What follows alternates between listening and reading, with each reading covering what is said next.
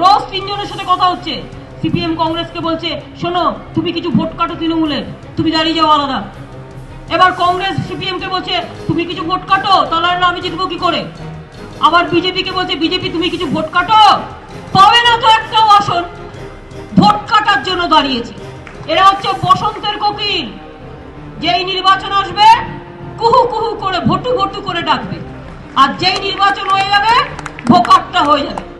হাওড়ার উপনির্বাচনে বিজেপির প্রার্থীর নাম লেখা হয়ে যাওয়ার পরেও কোন অদৃশ্য কারণে বিজেপির প্রার্থীপদ প্রত্যাহার হয়েছিল লোকে কি সেটা জানে না। নির্বাচনের আগে পর্যন্ত উনি কথাটা বলতে পারছেন না, কিন্তু নির্বাচনের পরে উনি যে দুটো আসন বাড়তি পেলে ঝাঁপ মারবেন বিজেপির দিকে, এটা না বোঝার তো কোনো কারণ নেই, এবং সেটা তো নরেন্দ্র মোদী কার্যত বুঝিয়ে দিয়ে গেছেন।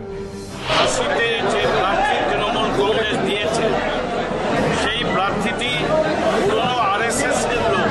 ভবিষ্যতে তারা একটা দরজা খোলা রাখছে, যদি বিজেপির আসনের অভাব পড়ে তাহলে মমতা বন্দ্যোপাধ্যায়ের নেতৃত্বে তৃণমূলেই প্রথম এগিয়ে যাবে তাদের সমর্থন করার জন্য। বাংলার মানুষকে আমরা এই সত্যটা বারে বাজে বুঝিয়ে দিতে চাইছি। বিজেপি যেভাবে সারা রাজ্য জুড়ে বিস্তার লাভ করছে এবং যেভাবে বিজেপি ক্যান্ডিডেট লিস্টে তৃণমূলকে পাল্লা দিচ্ছে, সব দিক দিয়ে তৃণমূল কংগ্রেস ভীত। আর সেই কারণে মুখ্যমন্ত্রী এক এক দিন এক এক রকম ভাবে বিজেপিকে আক্রমণের নিশানা করছেন।